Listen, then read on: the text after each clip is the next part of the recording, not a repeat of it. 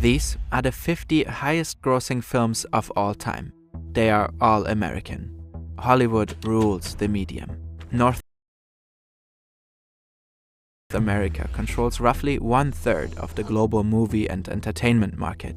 British, German, Italian, or French cinema are not that relevant internationally, not even in their own domestic markets. Before the pandemic, US films held a market share of almost 70% in Europe. But that hasn't always been the case. Once upon a time, Germany was the world capital of film, and Europe had the biggest film industry on the planet. European film companies were technological pioneers and on the forefront of artistic innovations. They held market shares in the US of up to 50%. Then, the industry went from economic dominance to insignificance in the span of just a few years. What happened? How did Europe lose its Hollywood? The answer lies somewhere between fascinating economics, geography, lobbying, politics, and an assassination. Understanding the complex history of film means learning a lot about technology and statistics. If you, like us, love these kind of topics, Brilliant is just for you. Brilliant is a hands-on platform for actively learning new skills in fields like data science or statistics. There are thousands of lessons to choose from, with new ones added every month, so there's always something to explore. Drawing conclusions from big sets of data can be quite challenging. The Brilliant course Data Analysis Fundamentals shows you how to analyze real data with just a few bite-sized lessons. No matter where you're starting from, Brilliant matches your skill level and interests. By taking a quick quiz upon signing up, you'll be directed to the content that's just right for you. To try everything Brilliant has to offer free for a full 30 days, visit brilliant.org/fern or click on the link in the description. The first 200 of you will get 20% off Brilliant's annual premium subscription.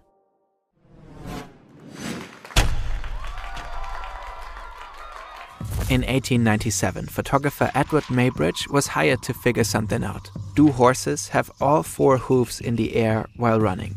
He set up multiple cameras at a racetrack in Stanford, California. And in the end, he created this. The first film ever. But the rise of film did not happen in the US. It happened on the other side of the Atlantic. 2 brothers shaped what would later become film as we know it today.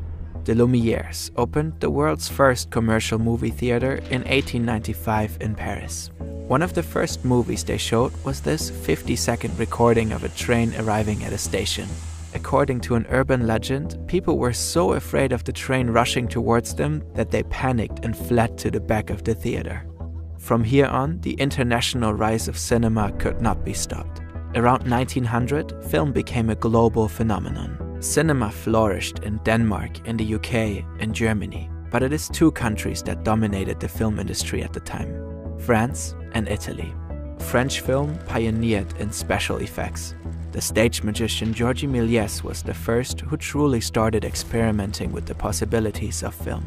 Italy became famous for its historical epics. The extensive use of extras and the immensely lavish sets established new production standards. European cinema was in great shape. It quickly gained around 50% market share in the US. The European film industry drove technical innovations like projection, color processes, and sound films. They pushed new forms of content like the weekly newsreel, the cartoon, the serial, and the feature film. Feature films are what you would call today's movies. 90 minutes plus, big stories, big promo, big stars. Before that, going to the cinema was watching a bunch of 15-minute stuff randomly mixed together. Think ancient YouTube. Back across the Atlantic, American filmmakers find their paradise. If you want to shoot a movie, you need light. The easiest way to get some is the sun. If you want to shoot many movies all year round, you need a place where the sun shines a lot. Enter a small Los Angeles suburb called Hollywood. California has a vast amount of different landscapes, relatively short distances between them, and perfect weather conditions. But there was another reason why the American film industry flocked to California. Thomas Edison. Edison held over 1,000 patents, many among them related to making movies. And he was not only a genius inventor, but also a ruthless businessman. Using his numerous patents, he formed the Motion Pictures Patent Company. The MPPC established a near monopoly on all aspects of filmmaking, and it was notorious for enforcing their patents, sometimes with the help of hired thugs. Before Hollywood, the American film industry was mostly centered around New Jersey on the East Coast. Many independent filmmakers chose to flee from the restrictions imposed by MPPC to the West. Californian judges were said to be less accepting of Edison's monopolistic practices. By 1915, over 60% of all American motion picture companies were located in Hollywood. This concentration will later prove to be an enormous advantage. Meanwhile, feature films turned out to be the industry's future. Longer, better films meant higher ticket prices, more people going to the cinema, and much higher profits. A race began.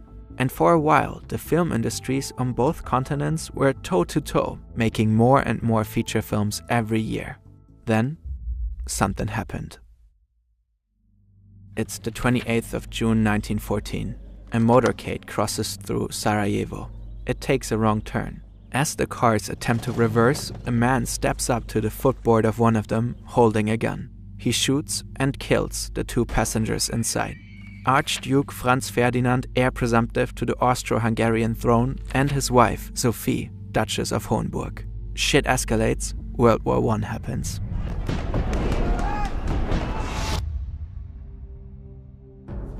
The First World War had a huge effect because the film production was then nationalized in all countries which took part in this war. This is Dr. Markus Sticklegger, a film professor who helped us understand the subject. Thousands of people marched to the front lines. The next 4 years left Europe in ruins. But that's not the full answer. Far from it. The European film industry was alive and well throughout the war. People needed entertainment in dire times. Film became a tool of war. They were government jobs. The industry even grew a bit over the war years in some countries. Nonetheless, after 1918, Hollywood had completely taken over. How?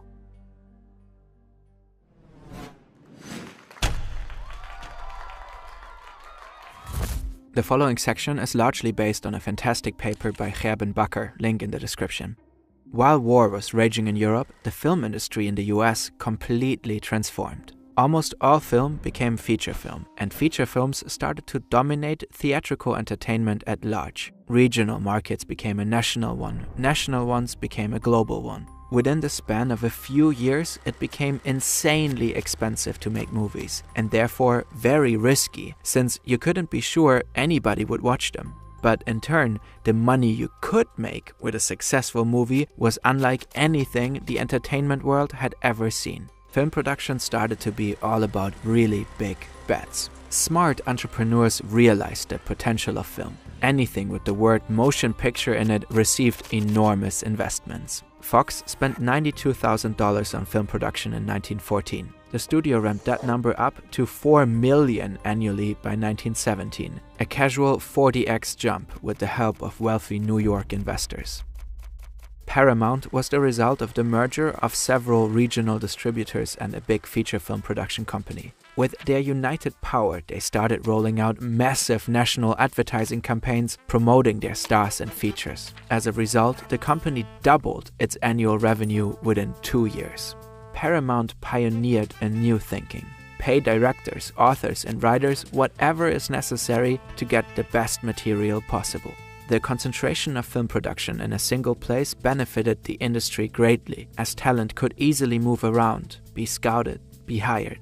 The US film industry became the internet of the 1910s. All this money pumped into the industry of the future, so much hype, all these startups. Almost none of them survived. But those that did are some of the world's biggest companies today. Same here. By the end of the 1910s, almost everybody had gone bankrupt or been absorbed, except the so-called Big Five, plus these 3 smaller ones. It's no coincidence that you recognize almost all of them even today. These production companies played the game like no one else. They aggressively acquired theater chains and other distribution facilities in the US. They vertically integrated, so their share of the rapidly growing cake would be ever more enormous. By 1930, the Big Five plus Small Three controlled roughly 95% of US film production and distribution. Back to Europe. Even though the film industry here was still alive, it didn't participate in the insane race that happened in the US. It was behind. So far behind. In 1919, 90% of all films screened in Europe, Africa, and Asia were American. In South America, it was close to 100%. Market size mattered more than ever. You needed to show your films to a lot of people to make your money back. But the European market fell apart because of war-related animosities and regulations. As a result, in the 1920s, much of the European film industry collapsed. There was one exception: Germany. The only place Hollywood hadn't conquered yet because no American movies entered the country during the war. Between the First and the Second World War, there was the Weimar Republic. And the Weimar Republic was still haunted by economic crisis. But the need for entertainment, and especially for cinema as a factor of entertainment, was huge. And in retrospect, you can say that the Weimar Republic era was the most fertile for German film history ever. Studio Babelsberg was built next to Berlin in 1912. The oldest large-scale film studio in the world. Additionally, German film production was unified under one big studio, UFA. During the 20s, many talented filmmakers from Germany emerged, like Friedrich Wilhelm Murnau and Fritz Lang. Their movies were successful all across the world. Metropolis, for example, is still one of the most influential science fiction movies of all time. It was the golden age of German cinema. In theory, German movies could have flooded the US market since they were incredibly cheap because of national inflation. But it was shortly after the war, so the mood in the US towards German movies was hostile at times. Also, they were quite different from Hollywood cinema and not a great fit for the American audience. Variety noted at the time, "It is a curious fact about many German pictures. They deal with freak stories and have no romance, being entirely of men."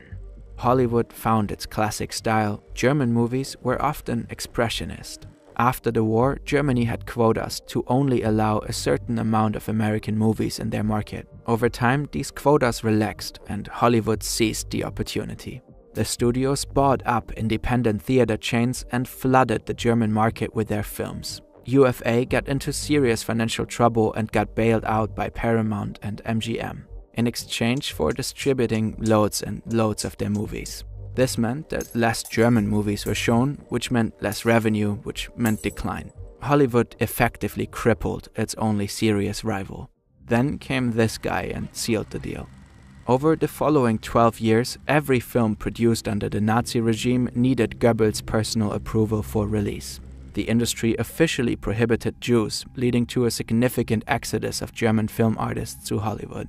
European film to be globally competitive and culturally diverse. And despite Brexit, the UK is deepening its partnerships with other European film industries.